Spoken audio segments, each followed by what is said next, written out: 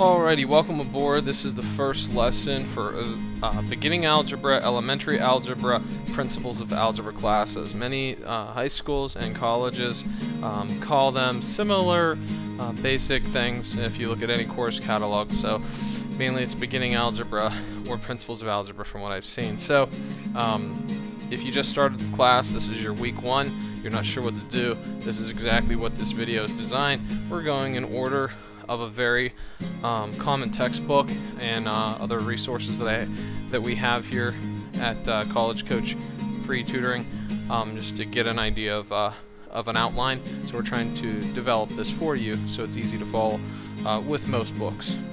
So what is a variable? A variable can be anything. Right now for these assignments, you're probably trying to grasp, you know, I want to solve for something, but you're not actually in an actual scenario. There's no context. If you're in a finance class, maybe you're solving percentages. If you're in an economics class, you're solving growth rates. If you are in statistics class, you're solving for some type of study that scientists did or whatever. It doesn't matter. Right now, X, Y, Z, A, B, it doesn't matter. They don't mean anything. If you have to have something to solve for pizza in video games. Honestly, that's what I do. Okay, so here's the thing. What we want to do when we evaluate the following expression, when A equals 2. Okay, it's one of the very beginner problems of your book that you're going to see. You probably have homework tonight for this. And what we're going to do, evaluate a following expression when A equals 2. So you're going to see different scenarios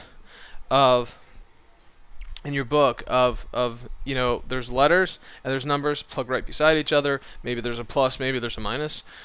Well, right now, let's do this. When a number is directly beside a letter, you multiply. So if you're going to see it on the second bullet point, 3a, remember that's terms of multiplication. 3 times a is how you read that, or 3 asterisk a if you are typing it on a computer. Unless your college professor or teacher wants something typed differently, you could do asterisk. Now here's the key. Remember, 3a equals 3 times a, or 3 asterisk a. Substitute the 2a for the 2 for the a. And that brings you a new equation, 3 times 2. Remember to make sure from top to bottom you're putting your steps. 3a, next line, 3 times 2.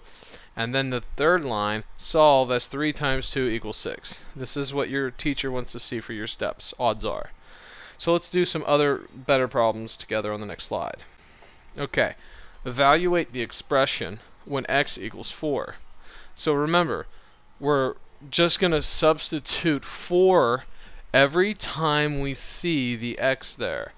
But remember that if it's beside each other, a letter and a number, you're going to multiply. If it's an x all by itself and a plus or a minus is next to it, then you're going to add or subtract accordingly. So 2x. Now remember, 2 asterisk x, or 2 times 4, equals 8. 4x, or 4 times x, results in 4 times 4 equals 16. Or 10x, 10 times 4 equals 40. Remember to multiply when they're beside each other, unless there's a plus or a minus sign separating. So you're going to see some harder stuff, and your test is going to combine.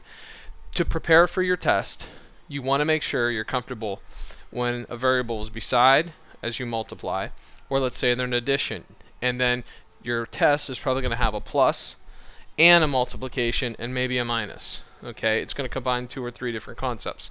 That's what makes the test harder. Evaluate 5 plus a. Remember, a equals 2. There's a plus sign. Retype and substitute, you get 5 plus 2. Solve. 5 plus 2 equals 6. You're also going to see fractions. We don't like that, do we? But you have to deal with it. So when a divided by b, and I had to type it out this way because I can't do it above and below. So a divided by b, and a equals 2 and b equals 4. You probably can do this in your head already, but again, if that a equaled a huge number and b was a huge number, it's the same principle. you simply substitute. So let's retype the problem with the real values. It's 2 divided by 4 is the new problem. So all we got to do is reduce the fraction to 1/2 or 0.5 depending upon the answer your teacher's looking for. Now there's more fractions, and this is where it gets a little more complicated and more uncomfortable, but that's okay. So let's do a minus b divided by 2. Now I put the parentheses in there just for the sake of doing this on vertical. But if you have it horizontal, that a minus b divided by 2, when a and b is on top, you don't have to necessarily always have parentheses. I did it just to make it clear for you.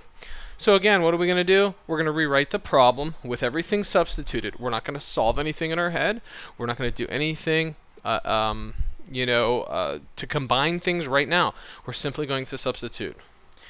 So a is 1, b is 2. That means 1 minus 2 divides by 2. Okay, now you start to solve the problems. Remember, 1 minus 2 is on the very top of the fraction. Let's do that first. Don't combine anything at the bottom. Bottom is not involved. Take 1 minus 2. Obviously, that's 1. Because the top of the fraction is in parentheses as well. New value is 1 divided by 2, or 1/2.